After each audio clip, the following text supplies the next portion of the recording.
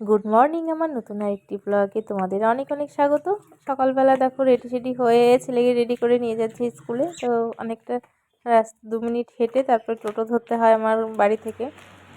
তো যাচ্ছি। আর এই যে স্কুলে গিয়ে তারপরে ছেলে যাচ্ছে। এতটা তাড়াতাড়ি আজকে চলে এসেছি যে কেউ আসেনি, 2-1 ছাড়া। তারপরে বাড়ি চলে আসলাম। এসে দেখো এই যে রান্না শুরু করেছি। বেগুন ভাজা করেছি এখানে, আর বাঁধাকপি ঘন্ট করেছি, নিরামিষ বাঁধাকপি ঘন্ট যেহেতু শুক্রবার আজকে। আর এখানে সয়াবিন আলু ভেজে রেখেছি। তো ঝোলটা রান্না করে নিই। গুড আফটারনুন, এখন বাজে 12টা 40। তো আজ এখন তোমাদের সাথে মানে ক্যামেরার সামনে এলাম আর কি। রান্না টান্না কমপ্লিট করেছি, তা তো দেখিয়েছি। আর এখন আমি এই যে মেয়েকে খাইয়ে আজকে গাটা স্পঞ্জ করে দিলাম। তারপরে এই যে ঘুম পাড়িয়ে দিয়েছি আর চোখে একটু কাজল দিয়ে দিয়েছি।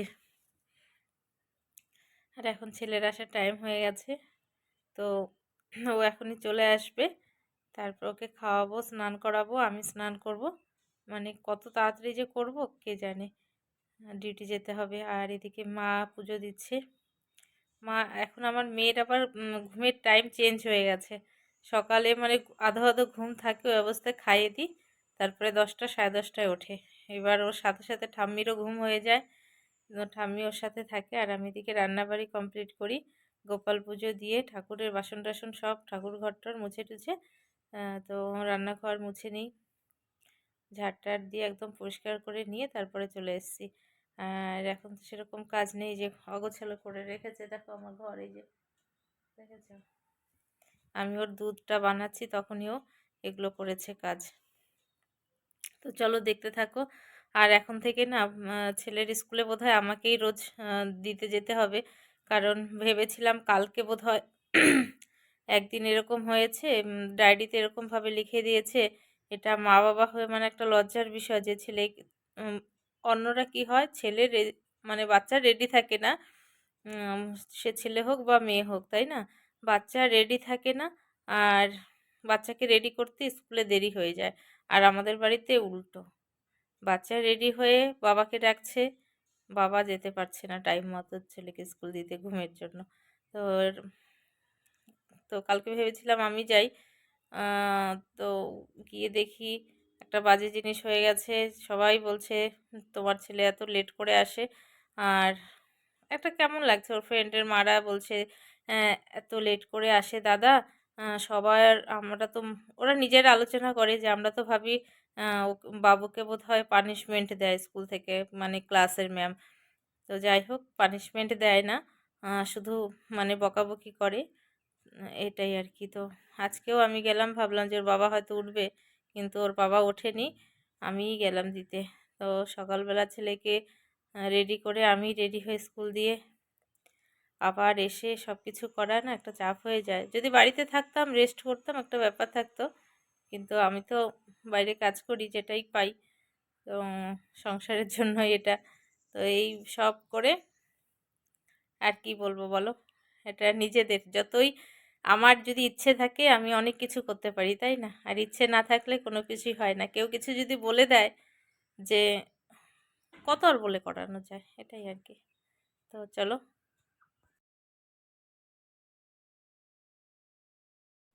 দেখো মেয়েকে ঘুম পাড়িয়েছিলাম, তো মেয়ে উঠে গেছে।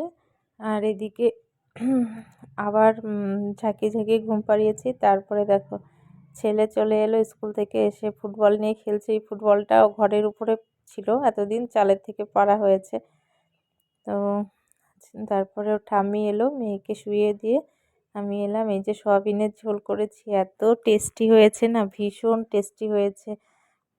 তো আমার ছেলে অনেক দিন ধরে বলছে মা সয়াবিন খাবো।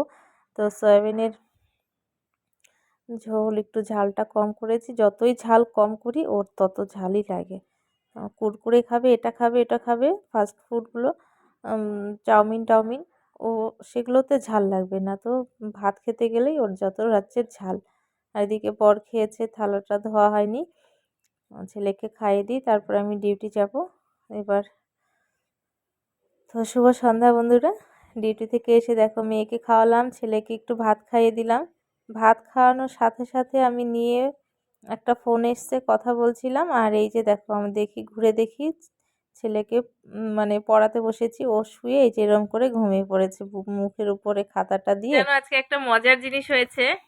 আজকে একটা মজার জিনিস কি হয়েছে বলো তো? আমি ডিউটি থেকে এসে তারপরে ছেলেকে খাওয়ালাম, আমি একটু খেলাম, আর ছেলেকে তারপরে পড়তে বসিয়েছি। আর ও কি করেছে বলতো, পড়াচ্ছি আর এদিকে আমার এক ফোন এসছে, ফোনে 2 মিনিটও কথা বলতে বলতে বাস দেখি ছেলে ঘুমিয়ে পড়েছে। এবার তখন বাজে 7টা 10, 7:15 পড়তে যায়, আর পড়তে যাওয়া হয়নি। আমি ব্ল্যাঙ্কেটটা গায়ে দিয়ে দিলাম, নিচের ঘরে ঘুমোচ্ছে। আর মেয়েকে এই যে উপরে এনে খাইয়ে দিলাম। আর মা গেছে, গিয়ে দেখি মা নেই, সৎসঙ্গে গেছে, আমাকে বলে যায়নি। তো আমি ভেবেছি এদিকে ওদিকে আছে কোথাও, এখন দেখি আসে না। তো এদিকে তরকারি রান্না করতে হবে, তো যাই। রাতে আজকে ডাল করব এখন, আর আলু ভাজা করে রাখি। তো বাচ্চাকে নিয়ে আর কি করবো, তাই না বলো? তো চলো কাজ করতে থাকি। আর আমার ফোনে ব্যালেন্স বলছি, চার্জ নেই, চার্জে বসিয়ে দিয়ে রান্নাটা কমপ্লিট করে নিই। তো রাতের রান্নাটা কমপ্লিট করে নিয়েছি। আর এদিকে মেয়েকে ওর ঠাম্মি দাদাইয়ের কাছে দিয়ে আমি এই জামা কাপড়গুলো গুছিয়ে রাখছি। জামা কাপড় আর গোছানোর মানে কি বলবো, সময় হয় না। বোঝোই তো, বাচ্চাদের জামা, 2টো বাচ্চার জামা প্লাস আমাদের 3জনের। তো বাবার জামা কাপড় সবসময় নিচেই ঘরে ওখানেই রাখা হয়, আর মায়ের জামা কাপড়গুলোও আছে। তো এই বেড কভারটা না আমি মশারির উপরে দিয়ে রাখি রাতে ঘুমানোর সময়, তো যাতে একটু হাওয়া বাতাসটা মশারির পর্যন্ত কম ঢোকে। মেয়ের কাশি উঠে যায় রাত্রিবেলা, কেন জানি না এমন কাশি হয়, হঠাৎ করে বমি করে দেয়। আর ঘুমের মধ্যে বমি করা মানে বোঝো, নাক মুখ দিয়ে বমি ঢুকে যায়, এই অবস্থা। আর রান্না টান্না কমপ্লিট করে আমার একদম ভাল লাগছে না। তার মধ্যে একটা ঝামেলা হয়েছে আমার কাজের ওখানে, সেই কাগজপত্র ঘাঁটতে ঘাঁটতে আমার মাথা টাথা পুরো ব্যথা করছে। আর আমার চশমা তোমরা দেখোনি এখনও, আমি চশমা পরি। চশমা তো এখন পরাই যায় না, কারণ মেয়ের যা উৎপাত, চশমা পরলেই খুলে দেয়। এবার তাছাড়াও আমার চশমাটা খুঁজেই পাচ্ছি না। তো পুরনো ঘরে ছিলাম যখন ছিল ভালো দিব্যি, যেখানে রাখি সেখানে থাকে। এই নতুন ঘরে আসার পরে আমার চশমা হারিয়ে গেছে। তো জামা কাপড়গুলো গুছিয়ে নিলাম। শুধু রান্না করেছি হচ্ছে ডাল আর আলু ভাজা। তারপরে এই যে আমার সোনা মা, এই যে এখন ঘুমের টাইম হয়ে গেছে। আর ছেলে ঘুমিয়েছিল, বললাম যে পড়তে যায়নি, তো আমি কোলে নিয়ে চেষ্টা করছিলাম উপরে আনার জন্য এই ঘরে, তো উঠে পড়েছে। তারপর ওকে ঠাম্মি আলু ভাজা দিয়ে খাইয়ে দিচ্ছে, আর আমি এই যে মেয়েকে এখন ঘুম পাড়াবো। তো আজকের মতো এ পর্যন্তই, আবার দেখা হবে নতুন একটি ব্লগে। তোমরা ভালো থেকে সুস্থ থেকো, সকলের শুভ কামনা করে আজকের মতো বিদায় নিচ্ছি।